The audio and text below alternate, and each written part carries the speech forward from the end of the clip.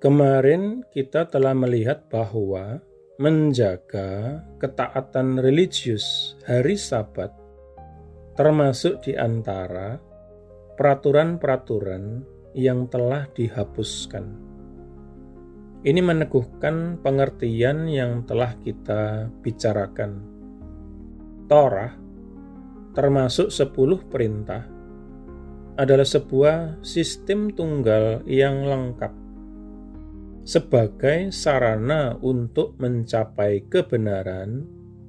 Torah diperkenalkan sebagai sebuah sistem tunggal yang lengkap oleh Musa, dan sebagai sebuah sistem tunggal yang lengkap, Torah telah dihapuskan atau diangkut keluar oleh Kristus.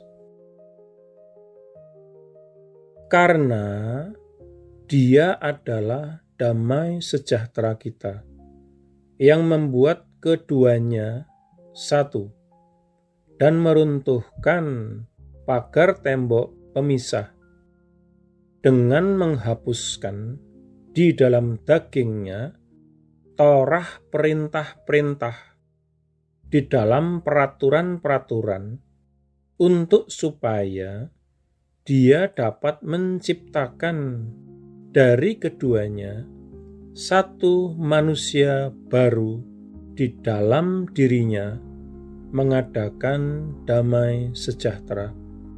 Tercatat dalam Efesus 2 ayat 14-15.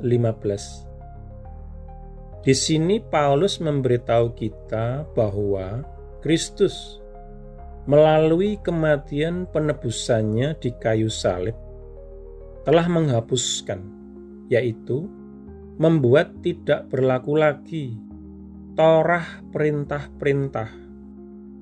Dengan demikian, Dia, yaitu Kristus, telah menyingkirkan atau meruntuhkan pagar tembok pemisah besar dari Torah Musa yang memisahkan antara orang-orang Yahudi dari Goyim atau orang-orang non-Yahudi, sehingga memungkinkan bagi orang-orang Yahudi dan Goyim melalui iman di dalam Kristus untuk diperdamaikan baik dengan Allah maupun satu dengan yang lainnya.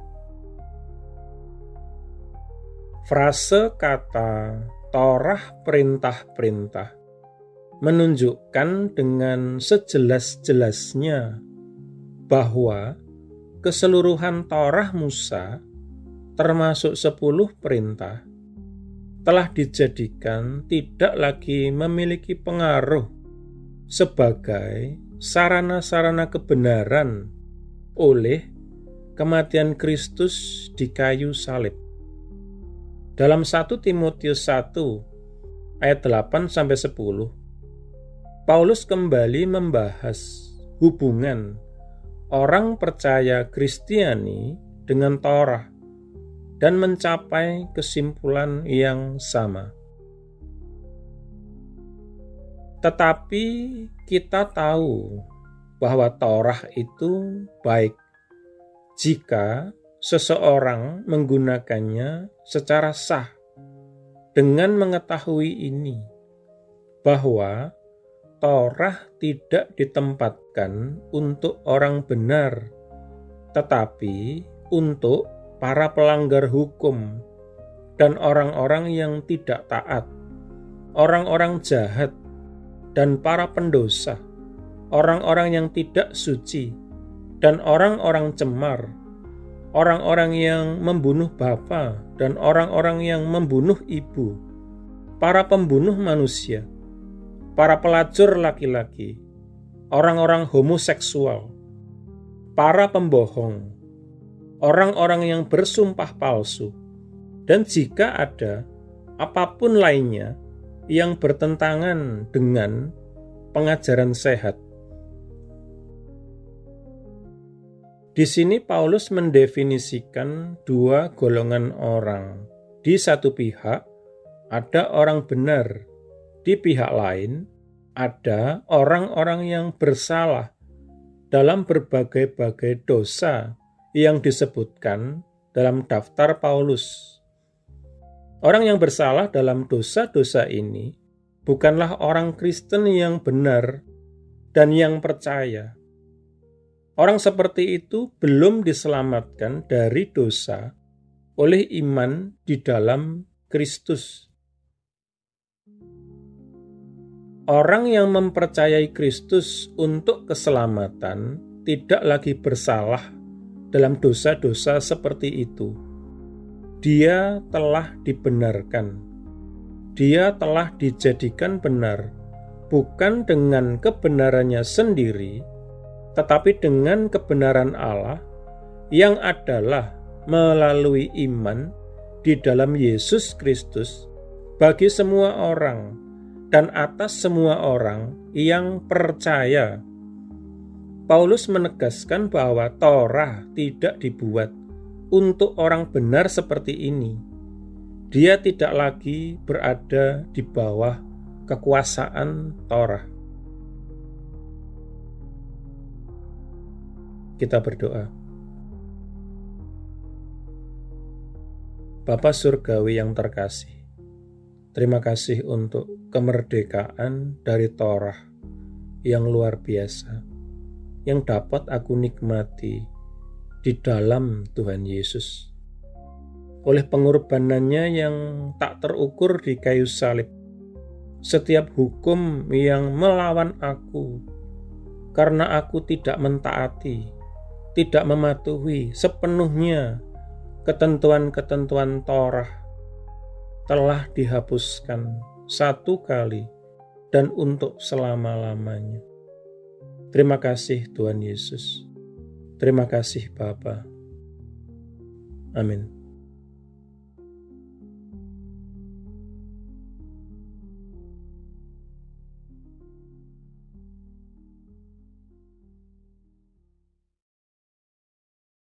Jika Anda belum menjadi murid Yesus atau belum menerima Yesus sebagai Tuhan dan Juru Selamat pribadi Anda, ikuti doa berikut ini.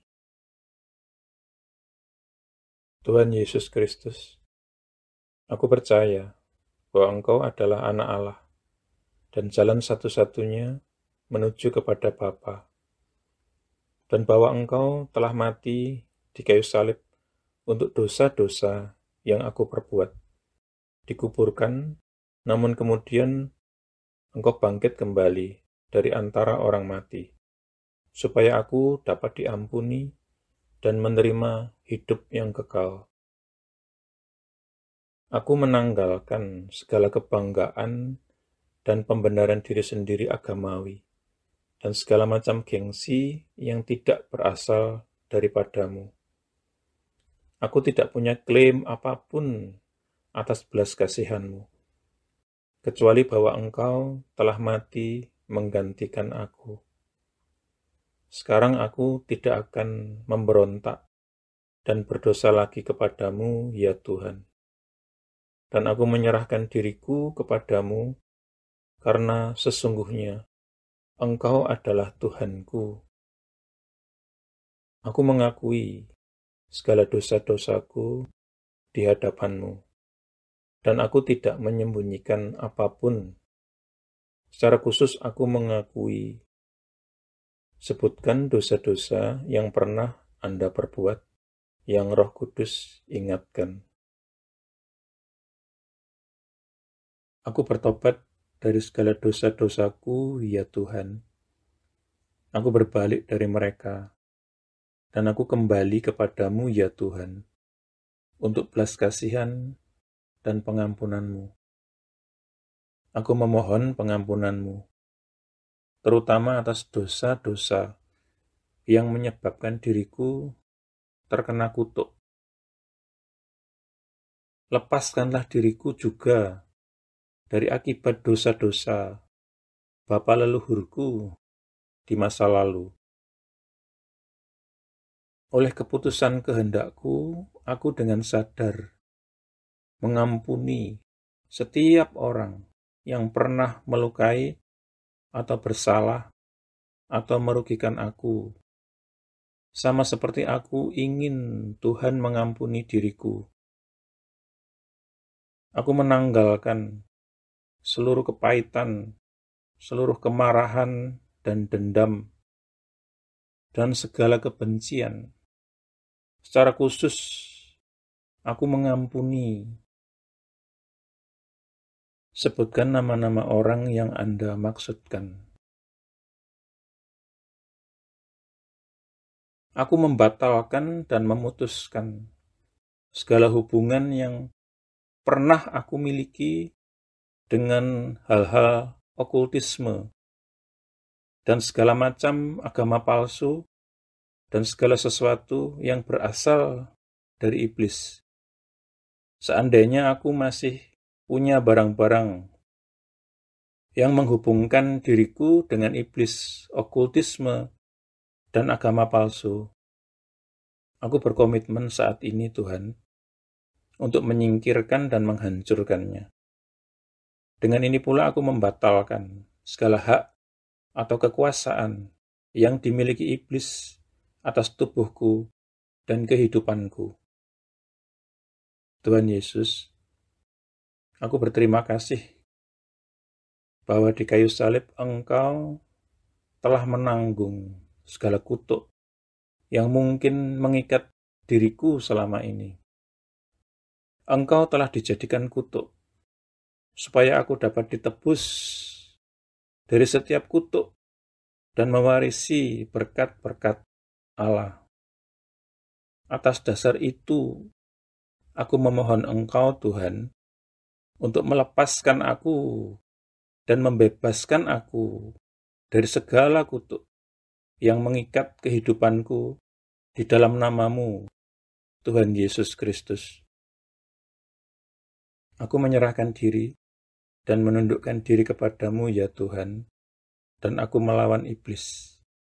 Dengan iman, aku menerima kelepasanku sekarang, dan kuucapkan terima kasih, Tuhan, untuk kelepasan ini. Amin. Selanjutnya, Anda bisa mendapatkan pengajaran meletakkan fondasi bagi murid Yesus dengan subscribe di channel ini. Tuhan Yesus memberkati.